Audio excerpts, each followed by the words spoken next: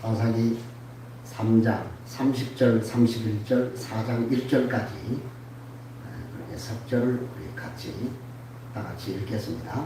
그날에 모압이 이스라엘 수하에 굴복하매 그 땅이 80년 동안 평안하였더라.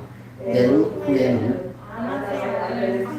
있어 소모는 막대기로 블레셋 사람 600명을 죽였고 그도 이스라엘을 구원하였더라. 에훗이 죽으니 이스라엘 자손이 또 여호와의 목전에 악을 행하매. 아멘. 오늘은 이 삼갈에 대해서 우리가 살펴보겠습니다. 삼갈은 자료가 없어요. 딱 한 절로 삼갈에 대해서 그렇게 우리에게 얘기를 합니다. 그래서 이 에훗 후에, 그렇죠? 에훗 후에, 사사 에훗 후에 삼갈이라고 하는 사람이 소모는 막대기로 블레셋 사람 600명을 죽이고 그가 이스라엘을 구원했다. 이렇게 요약을 하고 있습니다. 그래서 이 아나스의 아들 삼갈에 대해서 성경 전체 66권을 찾아봐도 자료가 전혀 없죠. 그래서 사실은 이 부분은 우리가 개인적으로 여러분이 묵상할 수밖에 없는 그래서 저도 그에 걸맞게 깊이 묵상을 많이 못했기 때문에 큰 그런 말씀이 별로 없는 것 같아요. 그래서 그냥 제가 묵상한 것을 가지고 함께 우리가 나눴으면 좋겠습니다.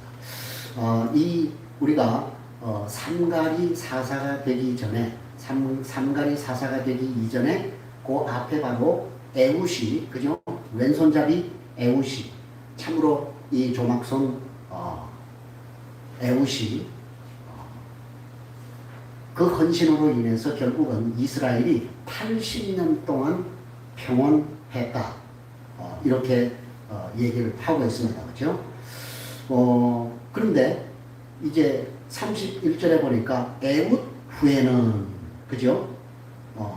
이 왼손잡이 사사 에훗 후에는 아낫의 아들 삼갈이 사사가 되어서 소모는 막대기로 이스라엘을 구원하는 이런 역사를 우리에게 얘기를 합니다. 그렇죠? 그런데 그러면은 삼갈이 출신지는 어디고 활동 상황은 또 무엇이고 그리고 이 사람의 어떤 시대적인 배경 이런 것에 대해서 약간의 우리에게 팁이라도 줘야 되는데 사실은 전혀 이 출신지나 활동이나 시대적인 배경이나 이런 것에 대해서 성경이 전혀 기록을 하고 있지 않습니다. 그죠? 기록을 하고 있지 않으니까 굳이 우리가 이것을 막 만들어내가지고 꾸며내가지고 말할 필요는 없다는 것입니다. 그죠? 성경이 그렇게 얘기를 했으면 거기까지만 성경이 가는 데까지만 우리는 사실은 가면 되는 것입니다. 근데 이 아낫의 아들 삼갈에 대해서 딱 한 번 언급을 하고 있는 곳이 있어요. 어디냐면 이제 5장 6절로 한번 가보시기 바랍니다. 5장 6절로. 5장 6절에 여러분이 가시면 거기 이제 드보라가 승리하고 부른 노래가 나와요. 드보라가 이 노래를 부르는데 그 노래 가운데 이 삼갈이 등장을 해요. 6절입니다. 시작. 아낫의 아들 삼갈의 날에 또는 야엘의 날에는 배로가 비었고 길의 행인들은 오솔길로 다녔더라. 이러면서 이제 거기에 아낫의 아들 삼갈이 드보라에 의해서, 그죠? 여사사, 여선지 드보라에 의해서 단 한 번 그렇게 언급이 된 것 외에는 전혀 이렇게 기록이 없다는 것을 알 수가 있습니다. 자, 그러면 우리가 이 삼갈이 사사직을 받은 것에 대해서 우리는 언제 삼갈이 사사직을 받았을까라고 하는 것을 우리가 유추해 볼 수 있는 구절이 있어요. 그래서 제가 4장 1절을 여러분에게 읽으라고 말씀을 드린 거예요. 자, 그래서 4장 1절에 보니까 뭐라고 얘기합니까? 에훗이 뭐했다? 죽었다. 이렇게 얘기를 했습니다. 그러니까 우리가 이 사실을 통해서 여러분 에훗이 먼저 죽었습니까? 삼갈이 먼저 죽었습니까? 그렇죠. 에훗이 지금 먼저 죽었다라고 하는 것을 유추할 수 있죠. 그러면 에훗이 살아있을 때 누가 뭘 받았다고 하는 것을 우리에게 암시해 주는 거예요. 그렇죠. 삼갈이 사사직을 받았을 가능성을 우리에게 지금 암시하는 구절이 바로 에훗이 죽었다라고 얘기를 하고 있는 거예요. 그죠? 자, 그러면 어떻게 우리가 삼갈이 이전에 사사였던 에훗이 살아있는데도 불구하고 삼갈이 사사직을 받았을까라고 우리가 의문을 품어봐야 되지 않겠습니까? 그죠? 자, 어디에서 여러분 해답을 찾을 수 있다고 생각해요? 이 얘기는 분명히 뭘 우리에게 지금 얘기를 해주는 것입니까? 그러니까 이 에훗을 인하여서 이스라엘의 평화가 몇 년 동안 이어졌다? 80년이라고 그랬어요. 자, 80년이라고 하는 세월이 지났어요. 그러면 이 80년 세월이니까 사실은 이 에훗이 사사게 된 연령 이런 것을 우리가 감안할 때 이 삼갈이 사사직을 하나님으로부터 부여받았을 때 에훗은 나이가 어느 정도였을 것이다? 굉장히 그렇죠. 그래서 어떻게 에훗이 살아있는데도 불구하고 하나님께서 삼갈에게 사사라고 하는 이 직을 맡기셨을까요? 그 이유는 뭘까요? 그렇죠. 에훗이 나이가 너무 많았어. 그죠? 나이가 너무 많아서 더 이상 사사직을 수행할 수 있는 그런 힘이 없었을 가능성이 충분히 있다는 사실을 우리에게 보여주고 있는 것입니다. 그래서 아마 에훗이 너무 늙어서 이 사사직을 잘 수행할 수 없기 때문에 하나님께서 삼갈을 세워서 에훗을 대신해서 사사 일을 행할 수 있도록 그렇게 하나님께서 수행을 시켰다라고 우리가 추측을 해볼 수 있는 것입니다. 자, 그러면 이제 사사로 지명을 받은 삼갈은 왜 이렇게 아무 기록이 없을까요? 기록이 없다는 얘기는 우리가 뭘까요? 기록이 없다는 얘기는 별로 뭐 이스라엘 사회에서 주목할 만한 어떤 뚜렷한 뭐가 없는 사람일 수도 있었다. 그러니까 이스라엘 사회에서 뭐 그렇게 정말 중요한 그죠? 그런 사람이 아니었을 가능성이 충분히 있다는 것을 보여주는 것이죠. 그러니까 그저 삼갈이라고 하는 사람은 이스라엘 사회에서 평범하고 막 한마디로 그냥 보잘것없는 목자에 불과했던 사람이 아니었을까라고 그렇게 유추하는 것이죠. 그렇다는 얘기가 아닙니다. 그렇다는 얘기가 아니에요. 왜? 성경이 기록을 안 하고 있기 때문에 유추할 수밖에 없다는 거예요. 그런데 이제 우리가 이 삼갈에 대해서 하나 유추해 볼 수 있는 것은 이 사람이 무기로 사용한 것이 뭐였다? 그렇지요. 소 모는 막대기였으니까 소를 모는 막대기를 가지고 블레셋을 600명을 죽였다라고 했으니까 이 사람의 직업은 뭐였을 가능성이 있다는 것이죠. 그렇죠. 목동이나 농부였을 가능성이 있다는 것을 우리에게 보여주고 있는 것이죠. 자, 그래서 왜 제가 이 삼갈이 그 이스라엘 사회에서 그렇게 뛰어나거나 뭐 이런 사람이 아니라 평범하고 보잘것없는 목자에 불과했을 것이라고 그렇게 유추를 하는 근거가 바로 여기에 있는 것입니다.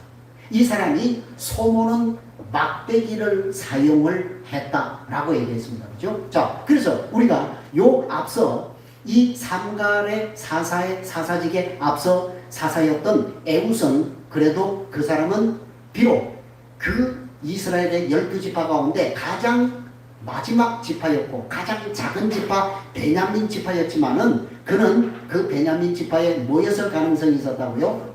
그렇죠. 지도자였을 가능성이 있다고 그렇게 말씀을 드렸습니다. 그죠? 그래서 그가 뭘 가지고 있었다고요? 뭘 만들어가지고 가지고 다녔다고요?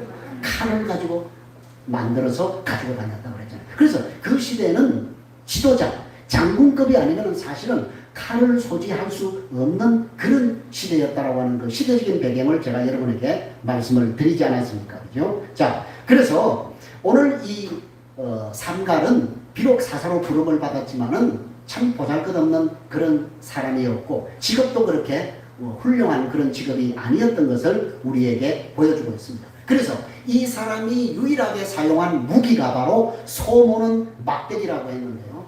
소모는 막대기는 당시의 그 고대 근동 지방의 농부의 막대기라고 그렇게 우리가 얘기할 수 있는데 그 당시의 고대 근동 지역에서 농부들의 막대기는 평상시에는 농업을 하는데 목축을 하는데 이렇게 사용도 되지만은 유사시에는 그것이 무엇으로 사용됐다는 거예요? 무기로 사용됐다. 전쟁 시에는 그죠? 전쟁이라는 게 유사시에 어떤 사건이 발생하면 그때 무기로 사용하는 그런 이제 도구가 바로 소모는 막대기였다고 했는데 그 문헌을 좀 보니까 길이는 약 2.4m라고 그랬어요. 2.4m. 굉장히 크죠, 그죠? 막대기. 그래서 한쪽 끝에는 뾰족하고 큰 못이 달려 있다고 했어요. 한쪽에는 뾰족하고 큰 못이 달려 있고 또 다른 한쪽 끝에는 그죠? 끌과 같은 모양의 쇠가 붙어 있었다고 해요. 그래서 그 소모는 막대기를 가지고 평상시에는 소모는 일뿐만 아니라 쟁기의 역할도 소모는 막대기가 했다는 거예요. 그래서 길이가 한 2.4m가 되는 굉장히 큰 그런 막대기였던 것을 볼 수가 있습니다. 그리고 우리가 또 한 가지 알 수 있는 것은 이 삼갈이 농기구에 불과했던 이 소모는 막대기를 가지고 블레셋 사람 몇 명을 죽였다고요? 600명을 죽였대요. 자, 이걸 가지고 우리가 이제 또 유추할 수 있는 건 뭐예요? 삼갈은 그렇죠. 힘이 대단했던 사람이었다. 그죠? 뭐 장수는 아니었을 수 있을 것입니다. 만약에 장군이었으면 지도자였으면 그래도 한마디 좀 했을 텐데 그런데 왜 우리가 왜 이게 그 시골 같은 데 보면 막막이 힘을 막 이렇게 괴력처럼 그렇게 쓰는 사람 있잖아요. 그죠? 그런 사람이었을 가능성이 있다는 것이죠. 힘이 아주 좋은 그런 농부였을 그런 가능성이 있었다고 하는 것입니다. 그러나 여러분 아무리 힘이 항우장사 같을지라도 소모는 막 아무리 여러분 신출귀몰한 그런 힘을 가지고 있다 하더라도 블레셋 사람 600명을 힘만 가지고 제압할 수 있을까요? 절대 불가능하다는 것이죠. 그런 여기에서 우리는 이 삼갈에게 누가 함께 그냥 육체적으로 그냥 우직한 힘만 있는 것이 아니라 하나님이 그 힘 있는 삼갈과 함께 하셨기 때문에 그래서 그는 소모는 막대기 하나를 가지고 블레셋 사람 600명을 죽일 수 있는 그런 능력을 받았다라고 하는 것입니다. 그러면 우리가 여기에서 한 걸음 더 나아가 보십시오. 하나님께서 이스라엘의 사사로 이스라엘을 그 고통에서 이제 건짐을 받게 하는 사사로 부름받게 한 사람들은 그냥 아무렇게나 사는 사람을 하나님께서 그냥 야 너 어느 날 갑자기 사사해 이렇게 하지 않았다라고 하는 거예요. 그래서 사사로 부름받은 사람들은 전부 평소에 그의 삶이 어떤 삶을 살았을 것이라고 유추할 수 있는 거예요. 그렇죠. 진실하게 하나님을 섬겼던 사람이었던 것을 우리가 유추할 수 있는 것이죠. 그렇기 때문에 하나님, 그렇죠? 아니 개망난이처럼 사는데 하나님이 그를 들어서 야 너 사사해 그렇게 했습니까? 그렇죠? 그러니까 하나님이 보신다는 거죠. 이것은 굉장히 오늘 우리에게 있어서 중요한 그 사사의 조건 가운데 하나였던 것을 또 우리에게 보여주고 있는 것입니다. 자, 그래서 우리는 이제 결론을 말씀드리겠습니다. 저는 더 이상 할 얘기가 없어요. 너무 뭐 자료가 있어야 여러분에게 말씀을 드릴 텐데 자료가 별로 없어서 우리가 이 왼손잡이 사사 에훗, 그리고 소모는 막대기를 가지고 이스라엘을 구원했던 이 삼가를 우리가 보면서 주님께서 우리에게 교훈하시는 것이 무엇일까요? 하나님의 부르심을 받아 쓰임을 받는 것은 절대적으로 사람의 그 인간적인 조건이나 능력, 그것이 결코 아니라고 하는 거예요. 그 사실을 좀 오늘 우리에게 하나님께서 보여주는 거예요. 오히려 반대로 비록 인간적인 조건이 별로 뛰어나지 못하고 연약하다고 할지라도 하나님이 지명하여 쓰시겠다고 하는, 그죠? 그 하나님의 지명을 받는 거. 그 우리는 하나님의 은총을 받는다고 얘기하죠. 그죠? 그래서 보세요. 마리아에게 천사가 와서 뭐라고 얘기합니까? 그렇죠. 은혜를 입은 자요. 이렇게 얘기해요. 이건 굉장히 중요합니다. 자, 이제 앞으로 우리가 볼 기도원 같은 사사도 그렇습니다. 자, 여러분, 연약한 그 기도원에게 하나님의 사자가 나타나서 뭐라고 얘기합니까? 뭐라고 얘기합니까? 큰 용사에 이렇게 얘기해. 몰래 그냥 숨어서 그냥 타작해가지고 그냥 눈치 피해가지고 그냥 몰래 겁이 많아가지고 그냥 거기서 타작하고 있는 기도원에게 큰 용사에 이렇게 얘기했고, 그거예요. 사랑하는 여러분, 오늘 이 말은 여러분 우리에게 있어서 굉장히 중요한 사실을 하나님께서 우리에게 말씀하고 있는 거예요. 이것은 여러분, 하나님께서 세상의 많은 사람들 가운데 우리를 부르시고 당신의 백성으로 삼으신 것은 결코 여러분의 의가 하나님의 기준에 맞았어, 아니면 인간적인 어떤 조건이 다른 사람들보다도 월등하기 때문에 여러분을 선택한 것은 결코 아니라고. 그래서 우리는 뭐 해서는 안 된다? 자랑할 수 없다. 에베소서 2장 8절 9절에서 뭐라고 얘기합니까? 우리가 구원받은 것은 우리의 의가 아니라, 그렇죠? 너희가 구원을 받은 것은 우리의 의에 의해서 구원받은 것이 아니라 하나님의 전적인 은혜였다. 그래서 우리가 뭐 하지 못한다? 자랑할 수 없다고 얘기하잖아요. 그래서 여러분, 우리는 하나님의 나라가 이 참으로 연약했던 그러한 사사들을 사용하신 그 사실을 보면서 하나님의 나라가 어떤 것인가, 우리가 지금 계속 묵상하는 천국에 대한 비유하고 똑같은 거예요. 여러분, 구약이나 신약이나 결국은 똑같은 거예요. 누가 하나님의 나라에 들어갈 수 있는가? 그것을 우리에게 계속적으로 말씀하고 있는 거예요. 여러분, 하나님의 나라는 외모의 나라가 아니에요. 외형의 나라가 아니에요. 그러니까 여러분이 지금 외형이 좀 그렇다고 해도 뭐 여러분의 조건이 그렇게 뭐 세상 사람들이 볼 때 기준에 한참 미달한다고 해서 여러분이 의기소침하라, 낙심해서는 절망해서는 안 된다라고 하는 거예요. 하나님의 나라는 외모의 나라가 아니에요. 외형의 나라가 아니에요. 믿음의 나라예요. 할렐루야. 하나님은 우리에게 네가 그냥 뭐 얼마나 세상에서 그냥 뭐 이게 아니라 얼마나 성공했냐 그걸 보는 게 아니라 네가 얼마만큼 나를 신뢰하는 믿음을 가지고 있느냐, 그걸 하나님께서 우리에게 더 확실하게 보여주신다라고 하는 것입니다. 여러분, 왼손잡이 에훗이나 삼갈은 하나님이 쓰시는 사람의 기준이 외모가 아니라고 하는 사실을 강력하게 우리에게 말씀하고 있는 것입니다. 저는 아무쪼록 우리 교회가 이렇게 믿음으로 살아가는 사람이 정말 하나님 앞에, 사람 앞에 존중받고 그리고 세워지는 그런 교회가 되기를 간절히 소망합니다. 그리고 또 하나 마지막으로 여러분에게 말씀드릴 것은, 여러분이 한번 이것은 한번 깊이 생각해 보시기 바랍니다. 집에 가셔서 왜 사사기는 끊임없이 그 풍요의 시대가 오면 주님을 더 사랑하는 것이 아니라 바알과 아세라를 섬기게 되는 것인가 라고 하는 퀘션 마크를 우리에게 보여주고 있다는 거예요. 그죠? 그죠? 우리 시대를 보라는 거예요. 지금 우리 시대는 과연 우리가 지금 공부하고 있는 사사시대와 뭐가 다르냐고 물어보는 거예요. 여러분, 오늘 대다수의 그리스도인들이 뭘 원하고 있어요? 뭘 원하고 있어요? 풍요를 원하고 있잖아요. 번영을 원하고 있잖아요. 그죠? 아니 여러분이 뭐 거지처럼 그렇게 막 살라는 얘기가 아니에요.